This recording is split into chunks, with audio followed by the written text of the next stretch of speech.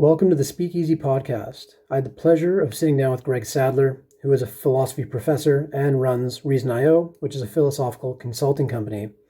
Our discussion talks about his background, his path into philosophy, and what putting philosophy into practice means to him, and how people that are interested in philosophy who don't have formal education should go about learning. He has a great YouTube channel that's filled with content for everyone and all different types of philosophy. So I highly encourage you to check it out if you enjoyed this interview.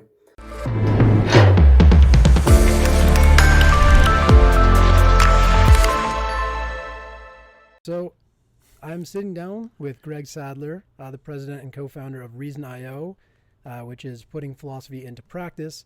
He also has a YouTube channel that has incredible, great philosophy content with over 100,000 subscribers. I'll link to that at the end of the podcast, but make sure to check him out. And he has been nice enough to afford me some time to speak with him today about his path and the work he does. So I, like I said just moments before, have been following you for the past number of months as I begin or continued my journey learning more about philosophy. And it started off with a lecture series that was just an introduction to philosophy that you did, I believe, at Marist College. Those were the videos that... Oh, yeah, a long time ago. Yeah, so those were the videos that I started, and then I went onto your YouTube profile and realized that this was a cornucopia of everything that really expanded much beyond just lecture videos. So I'm curious if you could walk me through a bit of background on yourself, where you're from, and what your path has been into philosophy. Oh, okay. Yeah, I'm from where I am now. And like a lot of people, I left this area of Milwaukee in my 20s, and I couldn't stand being here by that time. And now I'm really happy to be back in my 40s and 50s. We moved out here in my 40s. My wife and I are both from here, and it's really great to be back. So we've done this kind of circuitous route, which I think a lot of people go through. Philosophy was something I just kind of wandered into, frankly. You know, as a kid, I was always asking those sorts of questions that people don't really want you to be devoting a lot of time to. Every field is like this, by the way. One of my good friends when I was in grad school, he'd been an economics major, and he asked too many questions, and then they sent him over to the philosophy department, and he changed his major, right? So if you have a open, questioning mind, if you're kind of interested in consistency and implications, you're going to be naturally drawn into philosophy in a very broad sense, right? But I didn't know anything about academic philosophy, in part because, I came from a background that was essentially, working class. My dad managed to sort of scrabble his way out of that and became a tax attorney, but he died when I was 11. So, our family sort of shifted back to its normal level. And, I read about philosophy. I heard the word. And then, I found some things in various libraries or used bookstores, but I didn't get any effective guidance. I did take a philosophy class in high school, and it was terrible. Just awful.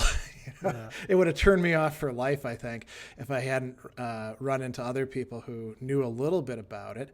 And, then I went in the Army, and I remember picking up a book at the bookstore, and it was like sort of a summary of philosophy. I don't even know who it was by, but I thought it was interesting stuff. And then I got out and I was working in restaurants, and I decided I really wanted to go to college. So when I went, my mom's boyfriend at the time said, "You need to declare a major right away." And I didn't know any better. I believed him. He was like, "Listen, if you don't declare a major right away, you're going to get lost in all the other freshmen." And so I looked down the list and I was like, philosophy, that sounds cool. I'll do that. And I can't say that my professors at Lakeland College, now Lakeland University, were particularly good or interested in philosophy, but they had sort of a policy of benign neglect, and the library was decent, and so I started reading, and eventually I got my degree. And in the year that I took off, where I was just working as a security guard and studying foreign languages, I had to figure out, what do I want to do with my degrees? I actually had a philosophy and a mathematics bachelor's. So I thought, well, I could go on to grad school for this, or take the actuarial exam, or, try to get into business or something. And I just kind of landed on, let's go to grad school for philosophy. And then, I applied to different places. And again, I had no idea what the hell I was doing.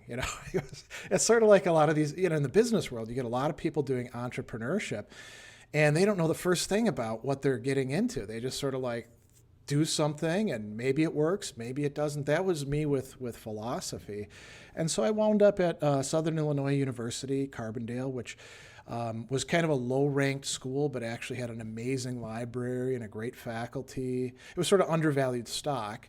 And I got a good education there, and then went on to start teaching and publishing and things like that. And then I did the academic thing for about 10 years, although I was always interested in doing philosophy in more public ways, with implications for other fields. And I've always, I think coming from a non-academic background has been a real advantage, because you learn how to explain what you're doing or interested in to ordinary people, like your family or your high school, former classmates or whoever else, right? People in your community. They say, what the hell are you doing? What's your product? Why should I care about what you're talking about over here? So you can't presume like you do with academics. Oh, well, I'm doing a dissertation on this or that. No, you got to be able to tell the ordinary person on the street what it is that you're doing and why it's valuable and why they shouldn't just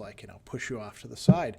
And so, I was able to do that. And then when you mentioned Marist, so that was my first time being like outside of the academy, looking in as an adjunct. And I started doing other stuff. Like I'd already been doing public speaking. Actually, I was doing paid public speaking since about 2008 when I gave the St. Anselm lecture at St. Anselm College. And, so I started doing more of that, and eventually sort of like slipped into doing consulting and philosophical counseling. I got certified in that, and doing workshops and all these sorts of things, and continuing to teach on the side. And YouTube also was a big part of it as well. Yeah. Putting those YouTube lectures out there. So it's been a career where I didn't really plan things out in any effective way, and I got awfully lucky at certain points. Because if I had been doing what I was doing 15 years earlier, I don't think I would have gotten any traction at all. It was having the internet there that allowed somebody like me to, get a foothold. And then a lot of my client work is people seeing my YouTube videos and then contacting me. That's been the biggest driver for, Yeah, there's so much stuff on the internet, with the internet stuff that I was going to speak about. But first, just going back to your interest in philosophy and how it came there. So you have this journey where, like you said, it was very pivotal kind of when you hit the ground in terms of your interest being there, the medium being there. It kind of all fell into place. Was there a point in your journey, I know you're saying so like way back in high school, you took a philosophy course that was very uninteresting to say the least. And was there a point in very dry. Yeah. Was there a point in that journey when you kind of, whether it was something you read, a course you took, or someone you spoke to that, cemented the idea that this is kind of, philosophy is the branch that I'm going to pursue, and where you got that passion ignited? I would say that happened at a number of different points. And I'll actually tell you a really funny story. So when I was in college, I was also like taking writing classes, and I would go to this poetry class that was run by a guy who was sort of a typical poetry professor, kind of a bit full of himself. The students like hung on every single word. And I went to his office one day and I was like, I think I want to switch majors. I don't think I want to be a philosophy major. I want to be a English major and do writing. And he said, "Oh, that's a terrible idea. Stick with philosophy." And I was like, "Why?" And he said, because he didn't really like philosophy. And he's like, at least with philosophy, you'll have something to talk about. All these writing majors, they just want to talk about their writing process and all their emotions. I don't care about any of that crap, At least, with philosophers, you've got something interesting to put on the plate. And so I thought about that. I was like, yeah, I guess he's kind of right, But there were thinkers who I read, and they kind of sucked me in and captivated me. I think, too, once I started realizing that some of this could be very helpful with issues that I was struggling with, like, for example, anger management. A lot of the work that I do is focused on the emotion of anger as understood through the lenses of philosophy and psychology, but philosophy since the ancient period. And I did that because I was struggling a lot with anger in the course of my life. And then I found these amazing resources there in the Stoics or Aristotle or various Christian thinkers who were also engaging with these philosophers like Lactantius or Augustine or Thomas Aquinas. And so, it was a thing after thing like that. And then there's also philosophy works, when you read them, they're exciting.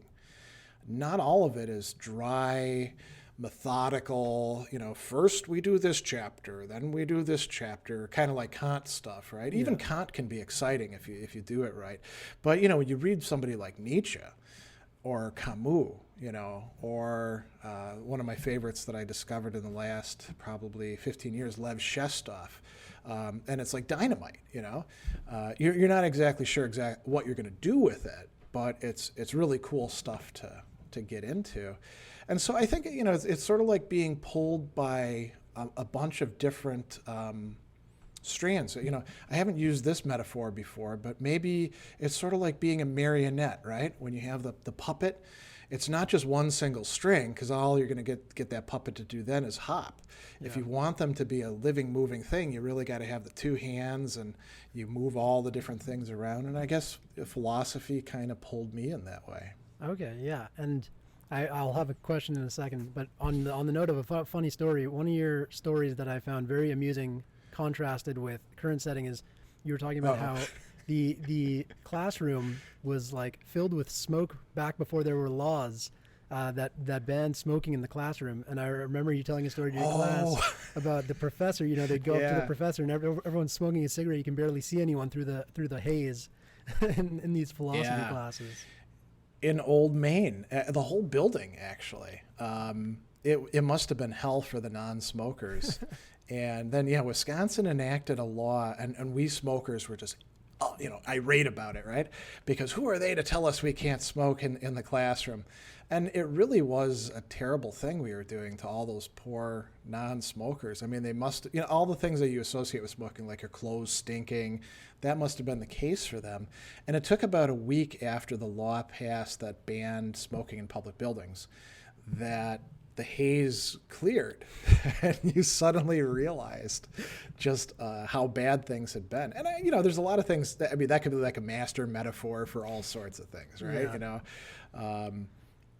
We don't realize just how bad things are until we make some changes, and then we get some clearer perspective. But yeah, it was kind of an interesting thing. I mean, I loved smoking, just as a physical pleasure, and it was a source of camaraderie. You could go up to people and bum a smoke off of them and start a conversation. Yeah. Now, if you're a smoker, you're kind of a pariah.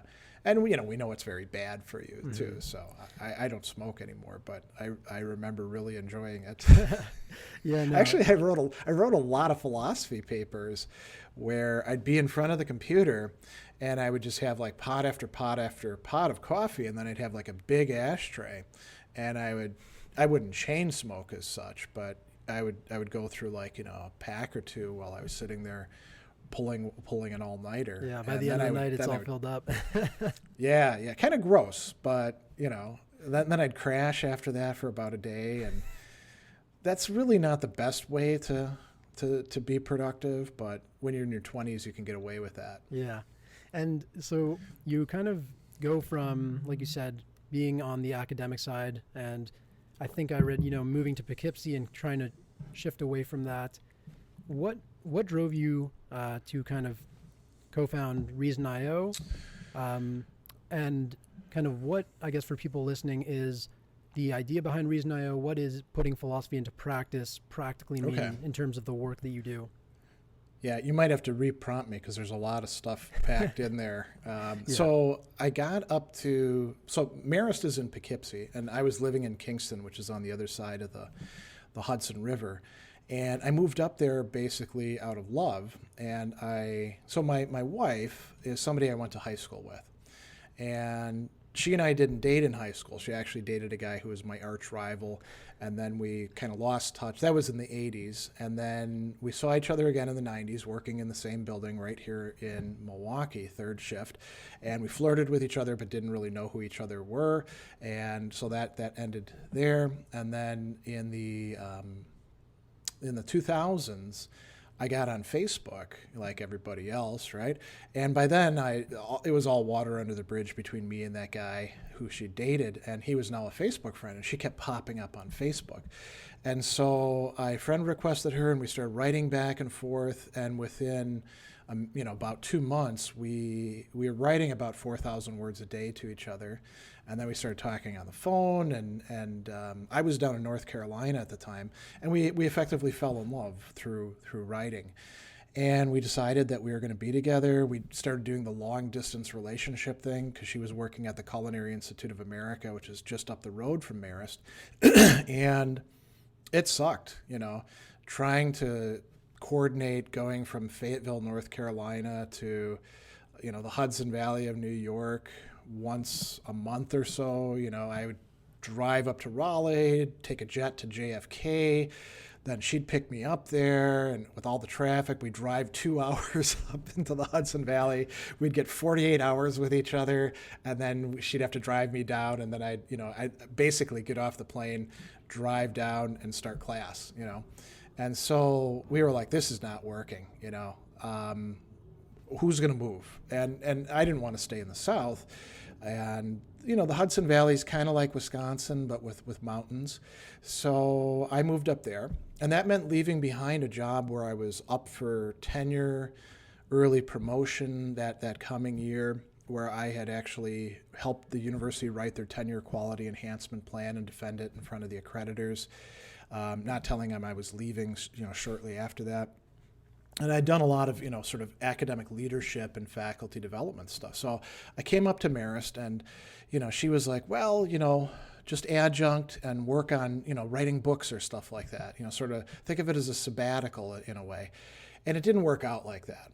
I didn't actually write any books. Instead, I did other things like shooting the YouTube videos and building out things. And Reason.io originally was just a tax thing. If you're doing a lot of public speaking, you want to have a business because then you can write certain things off on your taxes that you can't easily as a individual person.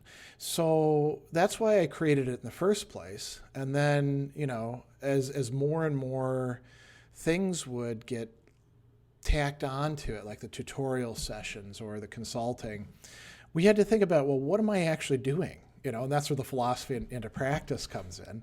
And we'll talk a little bit more about that. But, people would basically say to me, hey, do you think you can do this? And I'd be like, yeah, I don't know. Maybe I can. Maybe I can't. Let's give it a shot. And then it turned out that, yeah, I can do this. And now that becomes part of Reason.io.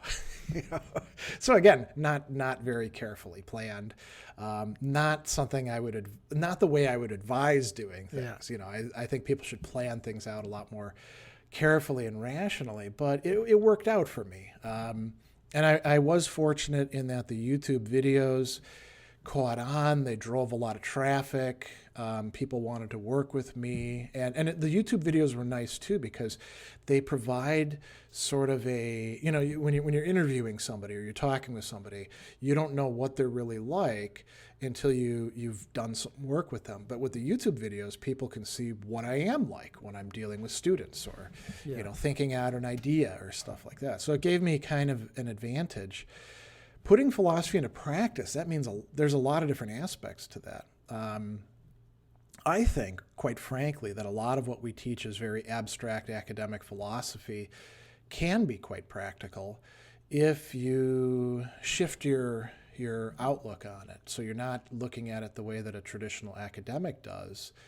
You're also not trying to like just dumb it down and, you know, throw away all the rigor, but you're thinking, well, how would this actually, what does this have to say to somebody who's got different issues than, you know, those of the typical academic, who thinks of things in a different time frame than semester to semester, who's got a lot of practical concerns. And as it turns out, almost every philosopher that you can pick, really going up to like the 19th century, they have a lot to say. Yeah. And now, you know, 20th century academic philosophy, less so.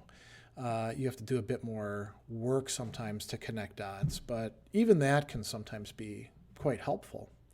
Yeah, and I guess on the note of putting it into practice, there was one I really wanted to ask you about because, again, as someone who doesn't come from a structured background, someone whose ideas I find extremely fascinating, but putting it into practice or finding the practicability of the meanings, and I know you're a big fan, is Hegel, and you do the half-hour Hegel sessions. Yeah. So, for example, if you're comfortable with it, how would you say that, Reason.io or someone who comes and asks about, what type of problem and a practical problem might someone use, the phenomenology of spirit and things like the master-slave dialectic, is that even the general sense? Like, they'd have a problem. You wouldn't use the master-slave dialectic. That's one of the sexy, famous parts, but it's almost non-applicable to most of our issues. And that makes good sense because Hegel says it's at the very beginning of things. It's not about our complex, actual societies, except in very extreme cases. There's other parts of the phenomenology where I think you could take like individual dynamics and say, okay, what I see happening here is like what's going on here.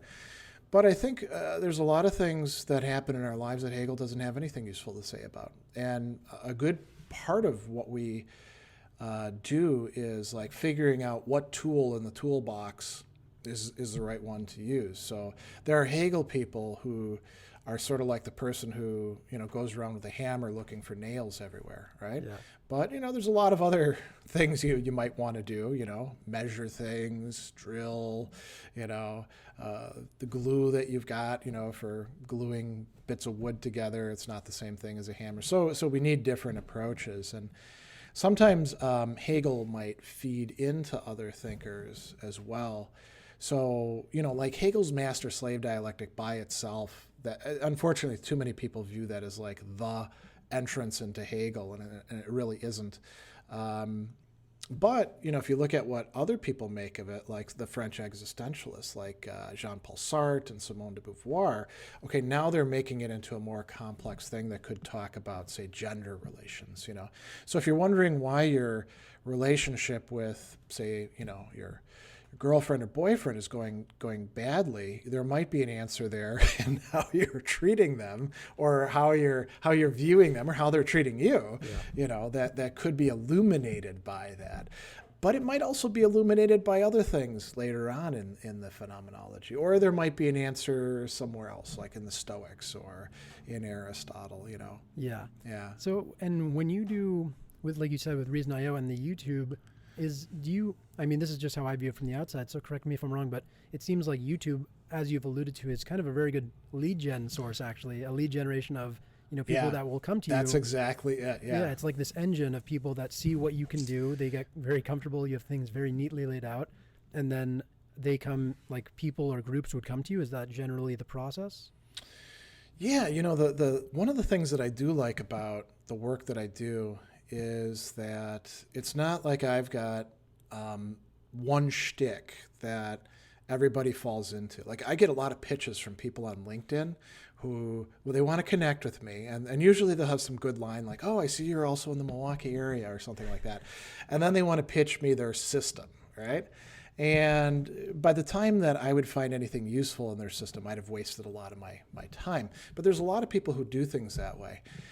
My work is very often, okay, I'm working with this client. There's some very general principles that I use, but each client is like a different animal, or each thing that they want me to do is, in a consulting gig is quite different. I've worked on ethics consulting for a local radio station, talking about fairness for show producers, ethics consulting for a corporation that was trying to develop a Tinder killer app. There'd be an ethical dating app. You get things like that. And it's, again, those sort of things where people are like, hey, can you do this? And you're like, I don't know, can I? Yeah, I guess maybe I could, And I bring in resources, from philosophy, and I have to think about what's actually applicable. So, once it gets to the Reason IO stage where I'm working with somebody, there's a lot of, individuality, you could say. A lot of, when we get granular, as they like to say these days, there's a lot of things that I have to attend to specifically. And the YouTube thing does work as a lead generator. It sends people my way who, for example, one of my clients who came to be a friend over time he got to study philosophy in college, and then he started his own business. And he, in some respects, became a victim of his own success because it meant, more and more decision making that had to go into it. And he always wanted to go back and study philosophy, but he just, he couldn't go back to college and do it. So he arranged for private tutorial sessions for me that would, be weekly. And we did that for about a year and a half. Wow. Worked through a whole bunch of interesting texts, and he found me through the videos. If I only was putting a website out there, I don't know that I would have ever run across him. Yeah, and so there's all sorts of things along those lines that take place. Yeah. So is your day-to-day now? Do you still do any teaching, or it's now? Oh, I do a lot. Yeah, I do more than I should. As a matter of fact, I teach more classes than many full-time academics do. Wow. And do Reason IO, and do the video stuff, and the podcast, and edit Stoicism Today, and all that sort of stuff. And I live with, a wife who puts in even more hours than I do on other things similar to that. Yeah, it's amazing. I was going to ask because you are extremely prolific on YouTube alone, enough to the point where someone who sees your channel would think that is all you do. There's consistent content that is definitely not stuff you can just, even with your knowledge level, can just wing completely, I assume. So so what's your typical week or day like? How's that split? Well, so all my teaching now is online because, we're in COVID-19 times. And I'm fortunate in that the places that I teach for these days, 3 of them are within a mile walk from here, from where I am. So Milwaukee Institute of Art and Design, which is, I usually teach 2 classes a semester for them, and that's my favorite place to teach. They're, a mile walk. Milwaukee Area Technical College is 5 blocks from here, and then Marquette University, which unfortunately is in terrible straits right now. They're firing a lot of their staff. So there's no teaching for me there. They're about 12 blocks or so. And then sometimes I teach for Carthage College, which is down in Kenosha, which is a 45-minute drive. All of that is online at this point in time. And I'm currently teaching for 3 of those schools. And so that means, putting together online classes. I draw on my videos very heavily. A lot of the new video content that I shoot is for those classes. And then, you have online class times, and you've got grading to do and stuff like that. So it all goes into my Google Calendar at different points in time. And then I have my clients, like this coming week, I'm probably meeting about 6 or 7 clients at different points in time. And that's a typical week. Some weeks I have more, some weeks I have less. Some of these are people that I've been meeting with for years. Some of them are actually new clients this coming week. And then I have, the video production time, and I'm gesturing to the chalkboard back there because that's the chalkboard I shoot in front of. Yeah. That usually happens because of the lighting in this studio. It usually has to happen in the morning or at night. Because during the day, unfortunately, the light's streaming in unless we have a cloudy day. And then everything else gets scheduled in there wherever it goes. But I'm typically working from about 9 in the morning until 10 o'clock at night, almost every day. And that's in part because I've made so many commitments. I'd like to not be working quite so much, but I'm constantly getting people asking me to do, additional things. So after a while, you just kind of get used to it, Yeah. And I look back on what things were like 10 years ago and how much time I had that I was just kind of like frittering away, and I do get enough time to spend to call my kids. I see my daughter occasionally, who's enrolled here in Milwaukee at our local university. My wife and I have date nights occasionally, although because of COVID, that's usually watching the symphony on TV, Yeah. things like that. So, getting in exercise, that's a big challenge. I wish I had more time for that, but it's a good life. Yeah, it seems, busy, but rewarding.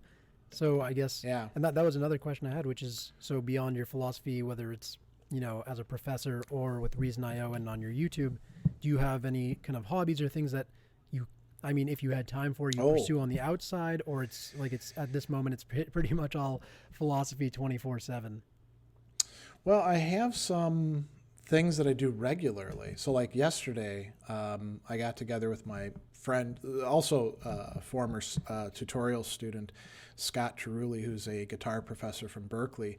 And we're both about the same age, and we both grew up with the same metal bands. And so once a month we do classic metal class, and we talk about different stuff. And the video for that will be going up later this week. So that's one thing. And I have a blog called Heavy Metal Philosopher that I created as like a birthday present to myself years ago. I don't write in it as often as I'd like, but there's that. When we weren't in COVID, my wife and I would go to concerts quite a bit. And then another thing I really enjoy is speculative fiction, so like fantasy, sci-fi, horror. And I've got the Worlds of Speculative Fiction series that I started as a talk series in libraries. And it was to give me an excuse for guilty pleasure reading, right? To go back and reread some of this stuff or read some newer stuff. And so, I find ways to work this into what I'm doing, and there is philosophy stuff involved. So when we're the heavy metal class, we ask things about, is a band the same band if it doesn't have any of the same, members over a 20-year period, or only one member left, one original member, is it still the same band or not? So that's a philosophical question. Or actually, Dee Snider in recent years raised some ethical questions about the is it right to do farewell tours if it's not really farewell? And so we had a session just on that. So all these are philosophy related things, and then we get invited to various other things. I mentioned we're members of we support the Milwaukee Symphony Orchestra, and so because of that, we get to watch these online concerts that they're doing actually just a few blocks from here in their new home. And so, we get to enjoy these cultural things as well. Yeah, that's nice. And so your speculative fiction series is definitely an interesting, it's a different change of pace from a lot of the other, I guess, heavier, more rooted philosophy stuff.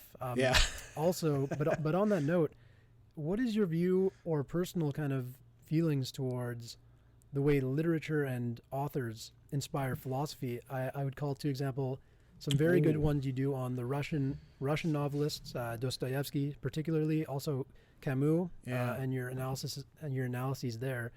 Any authors that really inspire you and stand out as almost more philosopher than novelist in your eyes? Yeah, well, those two definitely, and I would add Jorge Luis Borges. Now, all three of those people studied philosophy, and Camus actually, he did a dissertation in philosophy, and he has some straight philosophical works, but he has a lot of really great novels as well. Dostoevsky, he was familiar with philosophy because things weren't as divided up as they are in our time, where you almost have to like work to find the philosophy stuff. There's a lot of sci-fi and fantasy and classic literature authors who bring philosophy into their works in one way or another and end up being inspired by it, or they're doing double duty, like they're a philosopher some of the time and then they're writers some of the other parts of the time. Thoreau would be an American example. In the worlds of speculative fiction, we're actually doing R. Scott Bakker's Second Apocalypse series, which is a very long set of very thick books. We're only doing 3 of the 7 volumes. He was actually a graduate student in philosophy who just never finished his dissertation. He instead decided to write these novels and a few other novels as well, and so they're very connected with philosophy and philosophical speculations. I kind of think, here, another great example, Iris Murdoch. I don't know if you've ever read her. No, I haven't.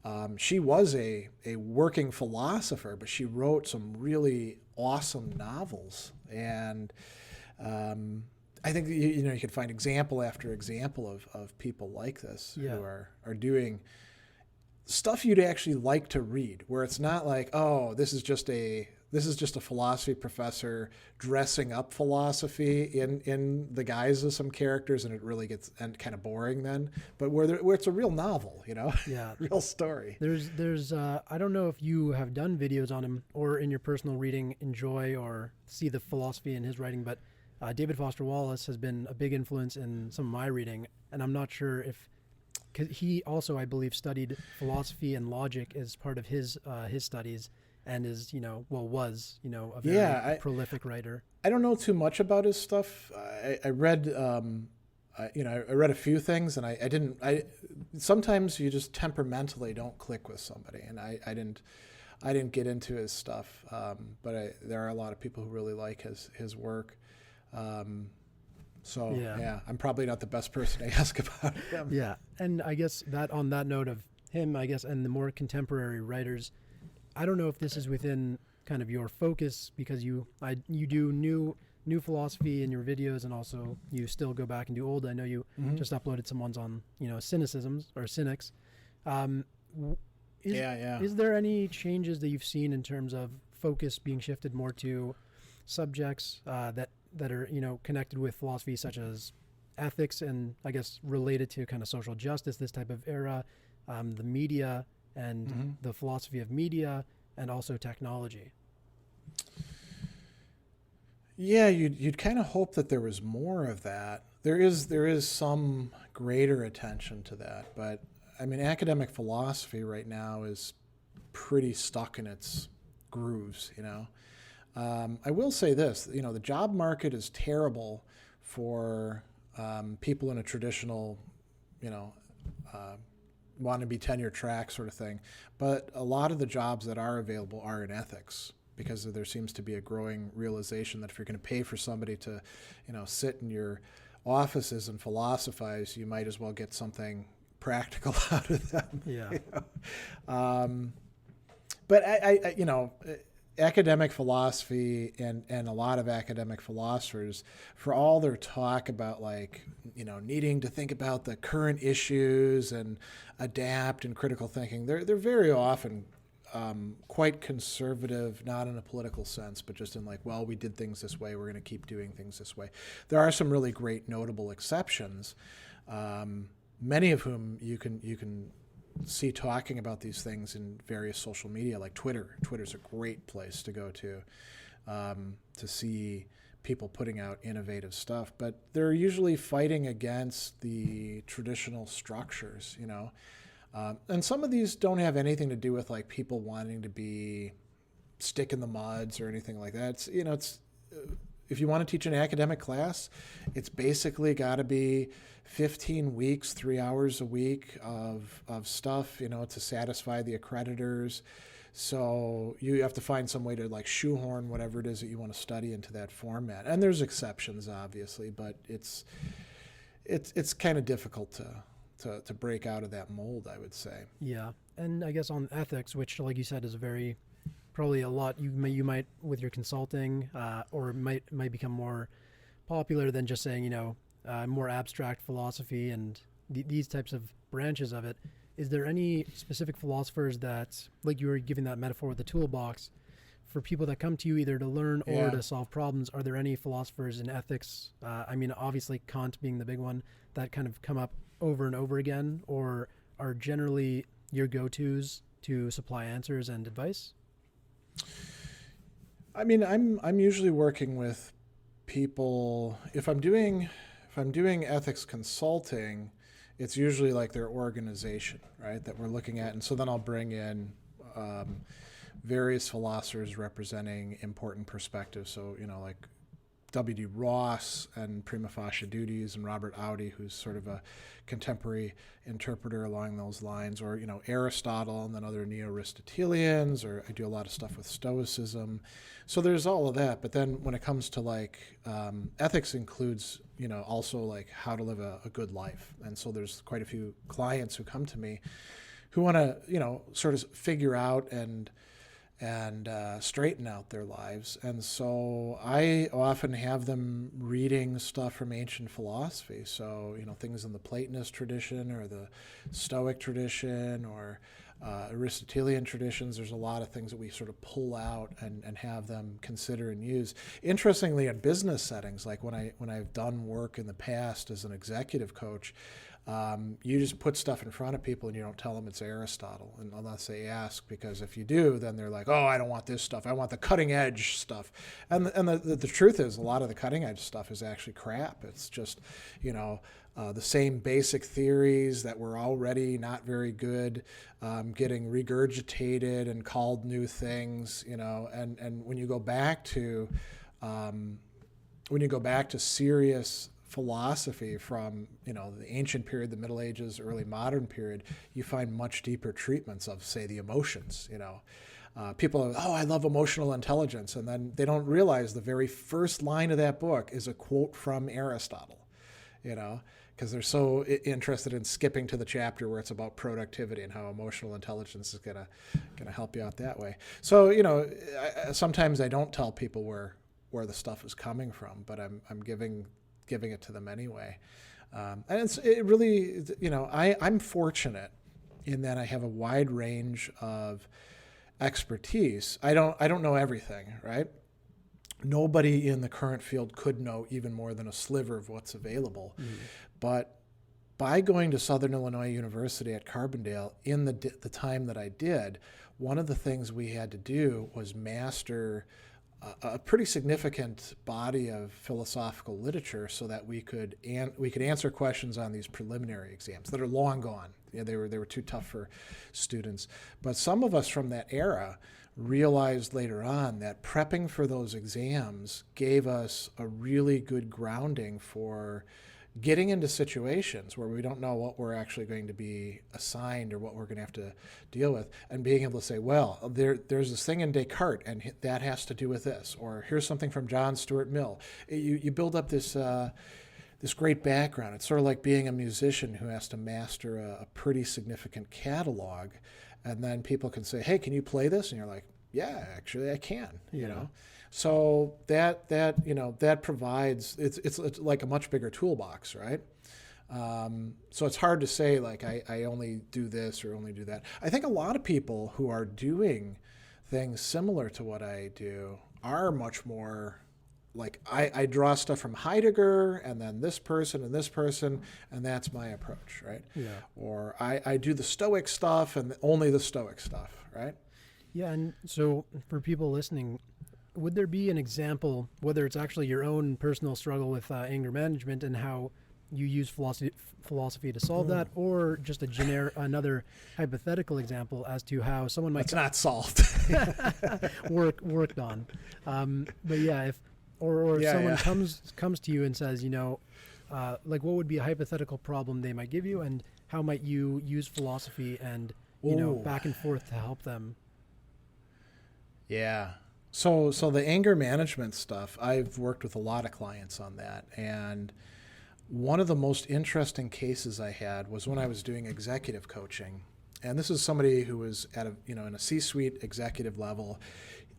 He was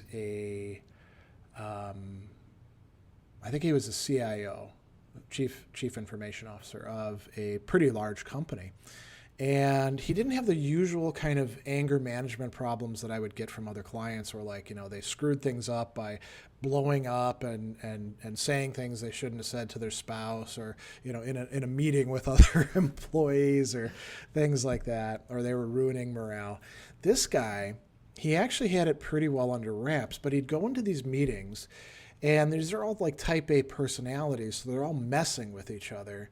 And he would find that he would get irritated with these other C-suite executives who are kind of zinging each other, and then he wouldn't be able to do problem solving as readily. He could still do problem solving pretty good, but he wanted to be able to do it like as well as if he was just in his office without some jerk, antagonizing him.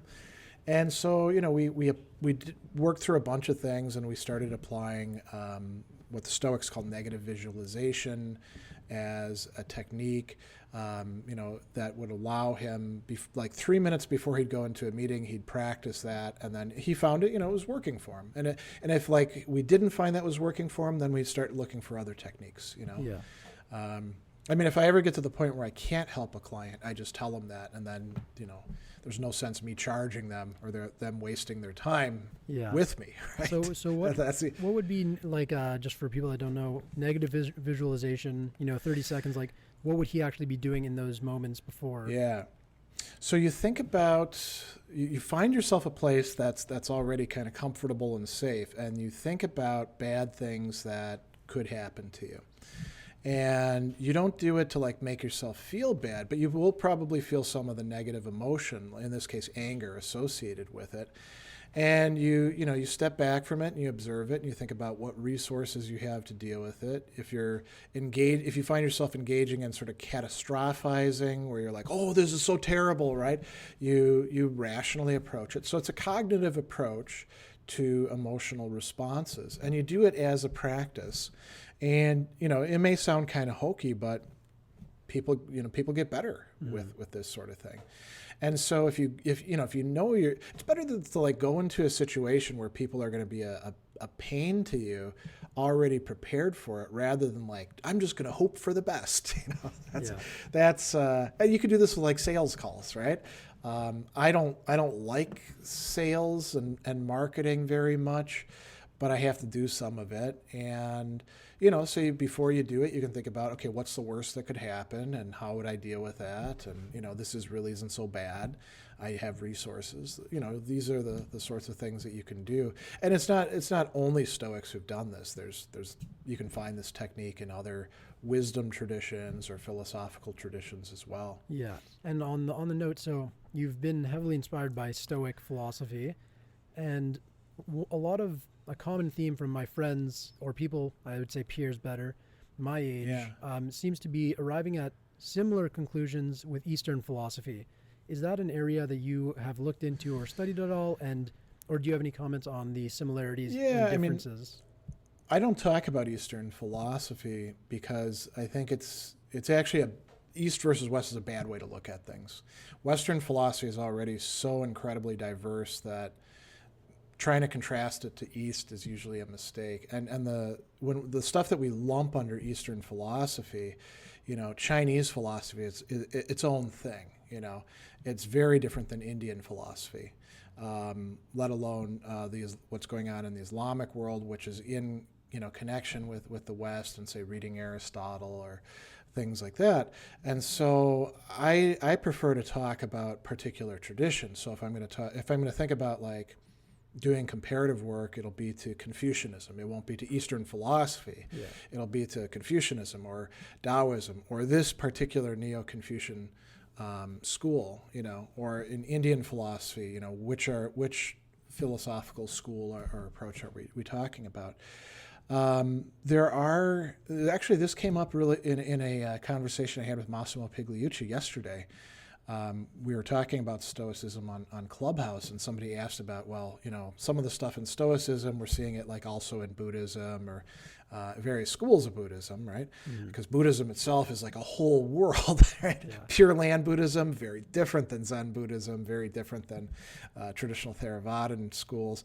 So one of the things I said is, well, so there's a lot of things where people are facing similar problems and they find similar philosophical resources to deal with them. So anger is a great example, right? Every society you've got with, maybe the ethnologists say there's a few exceptions. I don't even believe those exceptions. Everybody's got to deal with the negative effects of anger. So you're going to find a lot of discourse about it in Indian philosophical schools.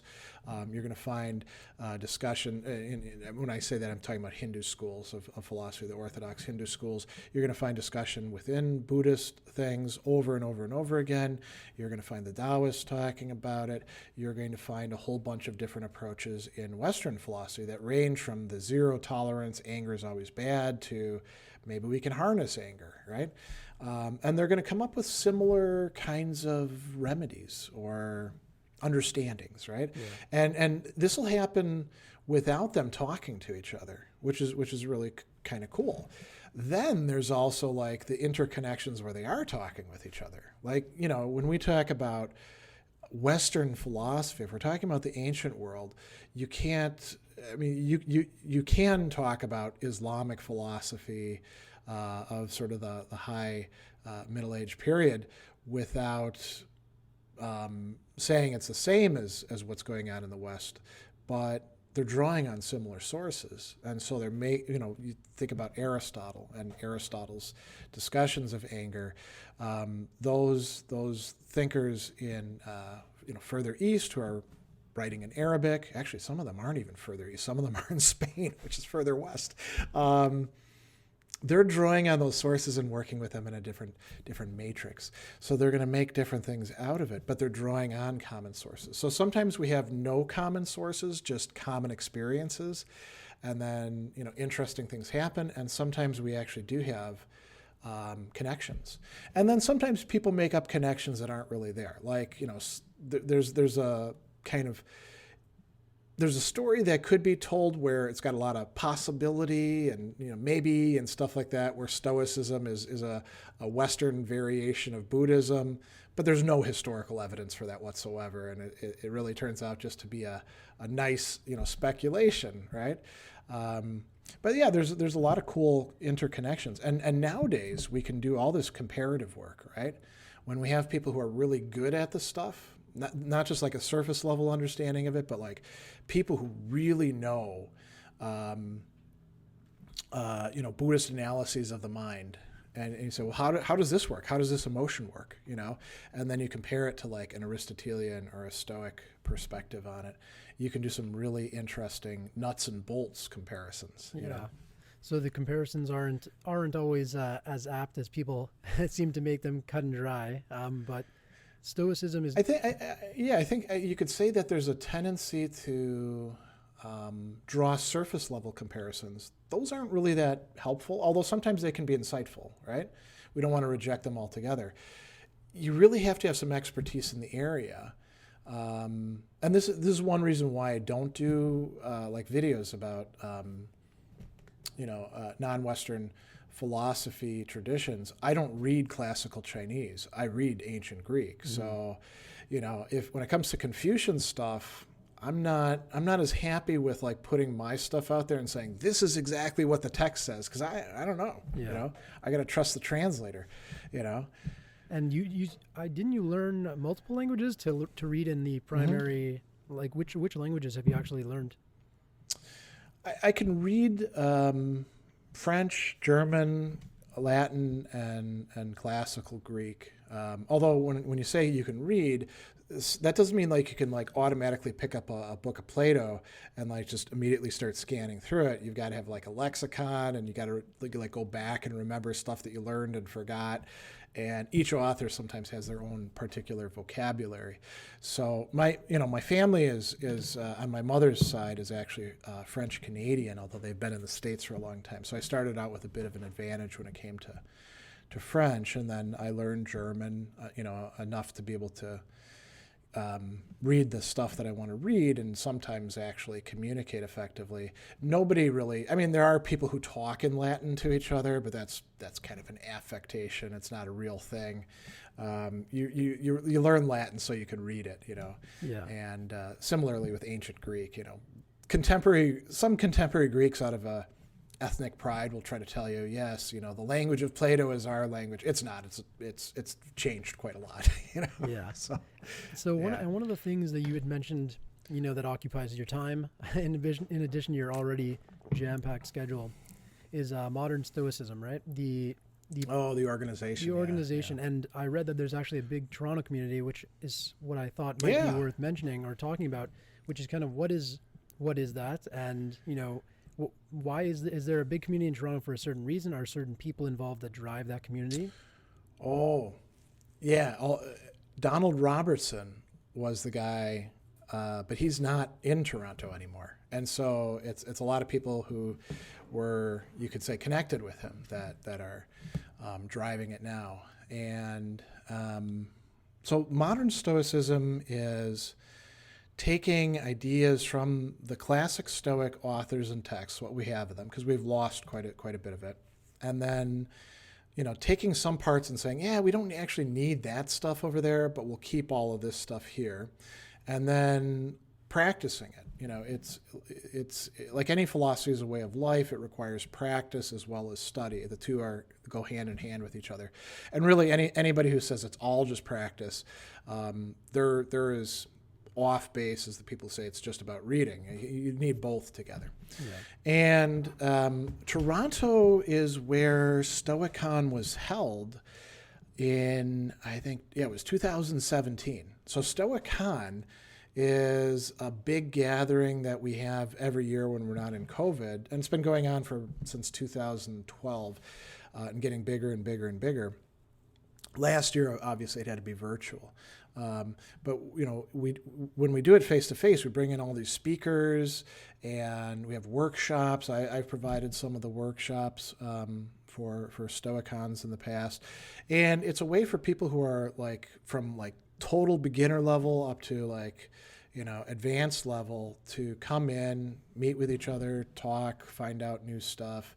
Sometimes there's books to buy or things like that. It's like any other sort of con, right? Yeah. Obviously not as big as like a Comic-Con, but we had I think in Toronto we had around 300 or 350 people. Wow. who came from all over the world to be there. And so it took in Toronto. And Toronto, I mean, I don't have to tell you this. You live there. So it's a sizable city. There's an intellectual culture. You've got you've got the University of Toronto with all these little colleges spread out all over the place. There's a lot of cool stuff happening there. It's a good place to produce groups like that. Yeah. And so things like that can get a lot of traction in a place like Toronto where they might not in some other cities. And I'm not going to name any other Canadian cities because I don't want to knock anybody. That's fine. Yeah, and like you said, I think maybe the people that attend that or are involved might be further along in terms of their commitment. But one maybe. Yeah, they might. Some of them are going to, at any given time, some of them are going to be like beginners walking in off the street, though. That's perfect. Yeah, because that's on a note where I think what would be very useful is I saw a Medium post, in fact, prior to reading or to getting onto your YouTube channel, and I was looking, what should someone who's interested in learning philosophy read? And there comes your Medium post, which is basically starts. Was it that 10 books for beginners one? But it basically starts off with this disclaimer, which is like there is no possible way to have like a list and say these are what you should read. So without being too terrible on top of that, what would you generally advise? And it doesn't have to be specific recommendations. It could be more structural or process for people that are maybe Yeah. like myself, have very little seedlings of philosophy, but are interested in learning more about it and applying it in their lives? I would say, so there's a couple things I'd say about that. One is that 10 books, you could use those. That's not bad. But, you could also pick up all sorts of other philosophy books. Like you go to a used, it's better to go to a used bookstore probably than a new bookstore for philosophy, just because you're going to be getting the stuff that at the used bookstore is more in circulation and is more classic, right? Mm-hmm. And it's cheaper, and you can get yourself some books and start reading them. Every philosophy book that's going to matter to you, you're going to have to reread multiple times, so you don't have to like put a pressure on yourself of, oh, I have to understand this Platonic dialogue, from the inside out as I read it for the first time. That's unrealistic. I would say you're not going to hurt yourself by getting secondary sources like, Grayling has this history of philosophy. Bertrand Russell has a history of philosophy. Neither one of them are great. They're wrong on some points, but so long as you're only using it as a starting point, or Will Durant's, story of philosophy, they're not bad. And they can give you like a lay of the land about where things are. Just don't believe what Russell says, about other philosophers all the time. Take it like you've got this uncle who's on point a lot of the time, but sometimes is full of crap. Yeah. That's the sort of thing, and that's okay. Nobody has to be like an oracle, with everything all the time. And I would say, you can start studying philosophy. And you get to change your course every once in a while. You don't have to like say, oh, well, I've got this list and I've got to go down, each one in turn. You can throw away the list if you want to. You can pick new stuff to do. You get to reassess at different points because it's your life. It's your time. I think a lot of people feel pressure as if they have to do philosophy right. And actually, I'm a good case in point about this. So I didn't read any books in the proper order until like grad school, and I came out okay, It's in part because there's certain books that think of them almost like funnels, in the landscape. There's some books that are going to eventually suck you in. Like sooner or later, you're going to read Aristotle's Nicomachean Ethics. You might avoid it for a long time, but so long as you're traveling around, sooner or later you're going to get sucked into that, and that's cool because it'll spit you out on the other side, and then you'll start with some other important book, or you're going to read Kant's Groundwork for the Metaphysics of Morals, or you're going to read Descartes' Meditations, right? But that doesn't have to necessarily happen in your first year of reading. That might happen 4 or 5 years into it, and that's all right. We don't all have to be lockstep on the same path. Yeah. And how do you, on that note, how do you have any advice to people that are interested in reading? Obviously, I would say your channel's a great resource, but reading alone, is there any way that you'd suggest reading a philosophy text differs from reading a novel? And which I'm assuming the answer is yes. And if so, what's different, and how do you get the most out of reading like you said, Descartes' Meditations, or any of those kind of books? Yeah, so it's harder to generalize with philosophy because there's so many different genres. So sometimes you have to give specific advice about different texts or thinkers. Like you have to say, keep in mind with so-and-so this, this, and this. And then some of them don't have any text that is like an introductory text to them. Like Aristotle, there's no one book that you say, okay, here's the book to read first at the beginner level. They're all at like intermediate to expert level toughness. Including the one that we typically prescribe, which is the categories. People get that, and they're like, what the hell is this? What's he talking about? So it's tougher to generalize about like how to read philosophy. I would say this, expect to, the first time you go through it, if you understood even a third of what's being said, you're really lucky. You're doing a great job. and you're going to build upon it in sort of an iterative way. Another key thing is, oftentimes students get mixed up between when the author is presenting their own point of view and when they're considering other people's points of view in order to say, I don't think this is actually right, but we want to take some things from this. That's a skill that builds up over time. I would say another thing that could be generally useful is first try to understand it and then worry about whether you agree with it or not. If you come to the text with some preconceived notion that Nietzsche is this terrible guy, who's a postmodernist or undermining morality, well, you're gonna misread him in a lot of ways. First, you have to actually see what he's saying, and then you can disagree with him later on. Now, that would go for, anything. That would go for reading history. That would go for reading, theology or literary criticism or stuff like that. That's probably enough to chew on, right? Yeah. I was reading, which again, probably contrary to maybe advice you would give now that I know, but I started reading. I wanted to read about Nietzsche after watching some of your videos. And okay. I read the Portable Nietzsche by Penguin. Oh, Random. well, that's got a whole bunch of good texts in it. Yeah, so that's got a bunch of good texts in it. Would you say there are certain either branches of philosophy or specific philosophers that your videos tend to attract the most? And is there, do you think a reason like maybe Nietzsche videos get the most, or whatever the actual answer is? Oh, in terms of views? Views or general interest, I would say. See, I thought at first you were going to ask about like the content. I do a lot of stuff on ethics, because I teach a lot of ethics classes. And so ethics, maybe some metaphysics, those are sort of the big draws. Some of the, when it comes to like, which videos get viewed the most, if I have a sequence, the first one in the sequence gets way more views, right? So four videos on Nietzsche's Birth of Tragedy, number one has got like, I think twice as many as any of the other ones. And I think that's just a function of the way people watch videos, Yeah. And if I go in and look at like the top 10 videos at any time, they're mostly from philosophers that people consider to be the big heavy hitter top tier philosophers. So there'll be an Aristotle one in there, usually like Aristotle's book 1, Nicomachean Ethics.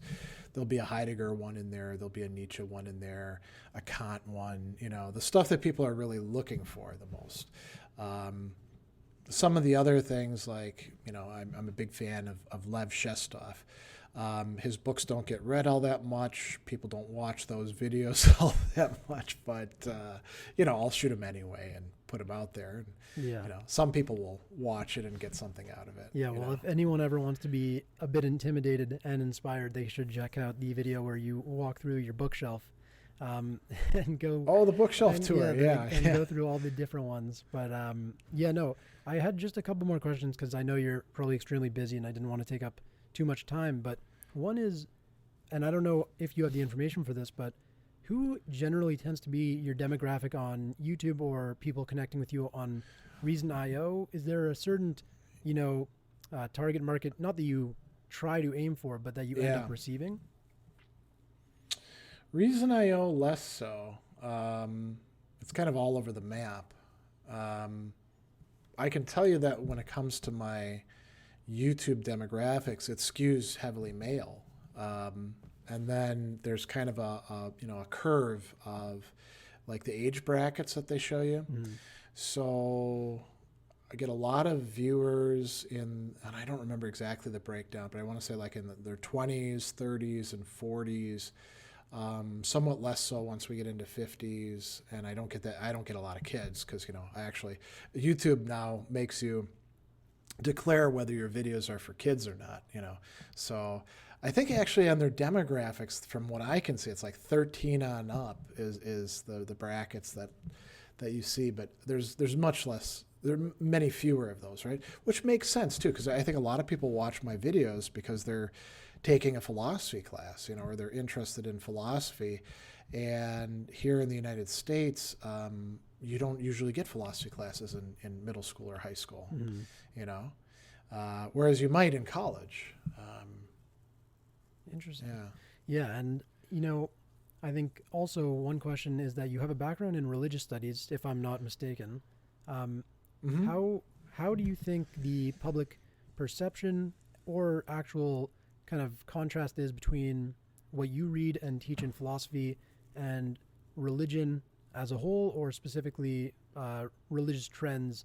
I would say, I mean, for example, I think the very cursory level, people would talk about the famous Nietzsche "God is dead" quote, but also, I mean, what Yeah. follows that quote, which is often quoted, is "We killed him, and now we have to replace him with something."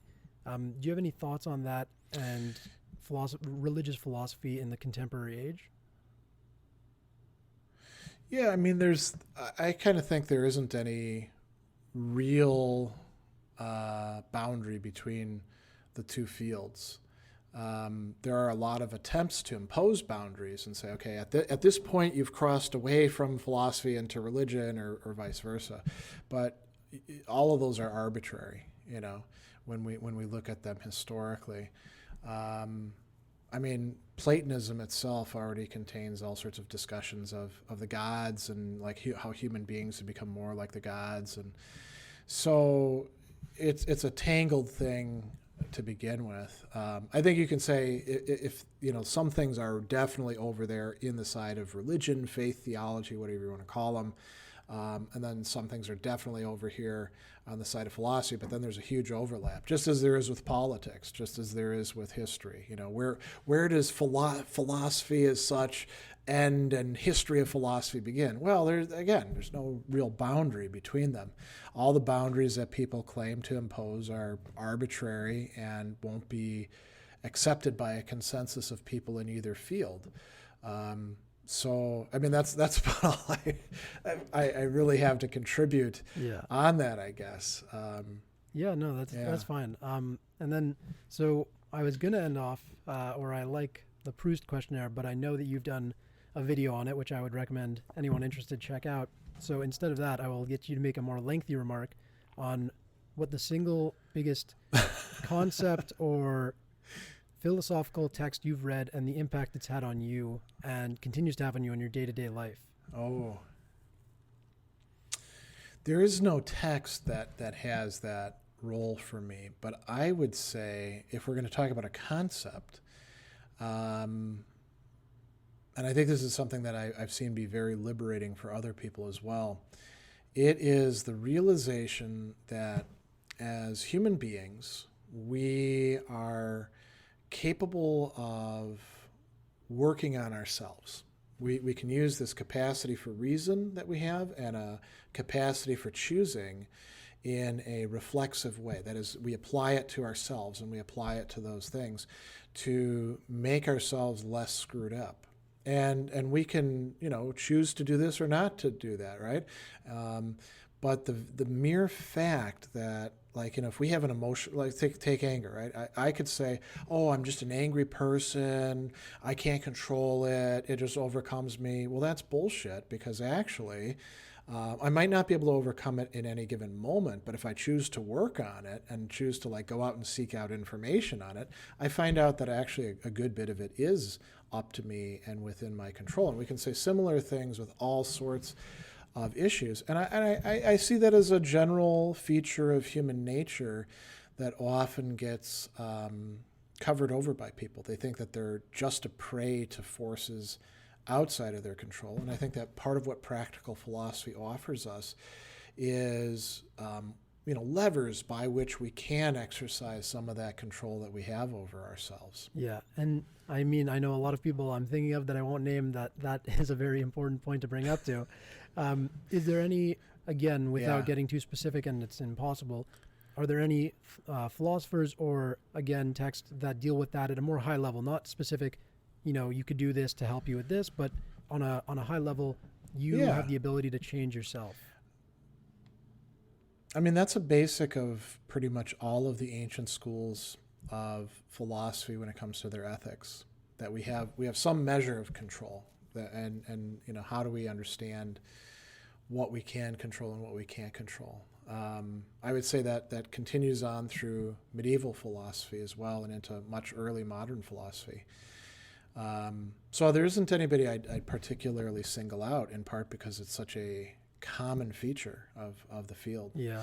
But people have to read the texts, you know? Yeah, exactly. That's the harder part, I guess. It's like I think T.S. Eliot had that line, between the idea and the action falls the shadow. And overcoming that shadow, doing the hard work is the hard part. Yeah.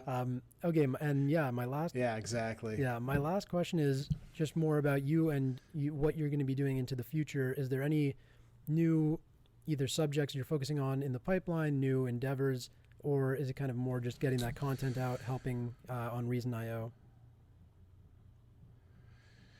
Yeah, so a lot of the video production these days is dictated by what my students need in their classes. And, you know, this summer I'm going to be teaching an Intro to Philosophy class for Milwaukee Institute of Art and Design. So it's for non-philosophy majors, people who are in the creative fields. And I've got a 6-week window to teach the class in, and it's all online. So I'm rethinking, how do I want to really do this, to introduce philosophy to people who haven't studied it before? What are the best ways to do that? So I'm going to be shooting a new sequence of videos, trying to do that. We'll see. It could be a complete flop. You never know, right? But I'm gonna put a lot of thought and attention into that. And then actually this fall, for Milwaukee Institute of Art and Design, I'm teaching a kind of class that I've never gotten to teach before, which is more literature than philosophy class. So I'm focusing on Ursula K. Le Guin's Earthsea stories. And there's 6 books to it. There's one big, massive volume that all the students will buy that's got some artwork in it as well.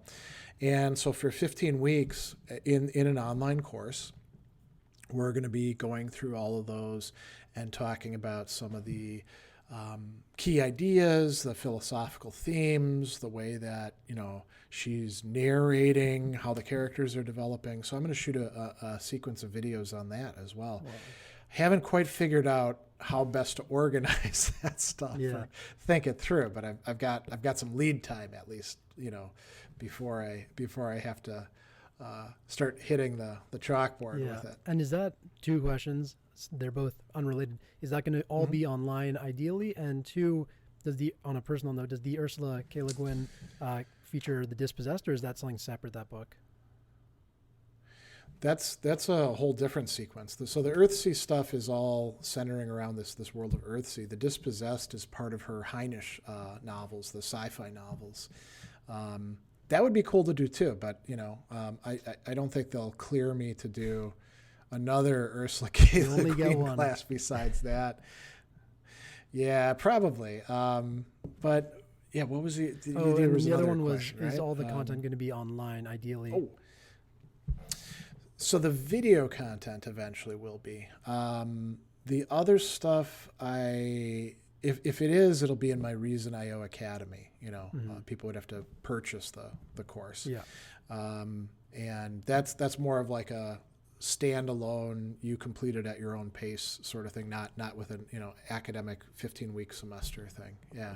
Perfect. No, that's great, and I'm really looking forward to the literature one, and. Yeah, I guess we'll just end off with, if you can tell people that are interested where they can find you on different social medias or the website. I'll also link in the description of the video. Sure. Yeah, so I mean, most obvious place, YouTube. As a matter of fact, if you just type in Gregory Sadler in Google, all sorts of stuff is going to pop up. Reason.io is reasonio.com, not reason.io, but reasonio.com. A lot of people get that mixed up. I'm on Twitter, and I have a Facebook author page as well. I think that's pretty much, those are the main places people would find me. Yeah, and I will say on that. Oh, I should say though, I do have a podcast, the Sadler's Lectures podcast. I've been doing that for a while, taking some of the videos and converting them into lectures, boosting the sound quality, taking out all the ums and ahs and that sort of thing. So they can find me there as well. Yeah, definitely worth checking out. The YouTube videos drew me in for sure, and cover such a wide range of eclectic mix of philosophy content, and I would recommend anyone listening go and check that out as soon as possible.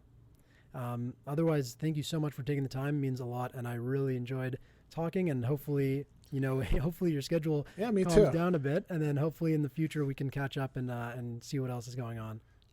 Hope you enjoyed that interview with Greg Sadler. I definitely had a great time sitting down and picking his brain and asking about his path. As always, if you like the video, feel free to subscribe on YouTube, like us on social media, or support us with Patreon or PayPal, and stay tuned for more great content to come.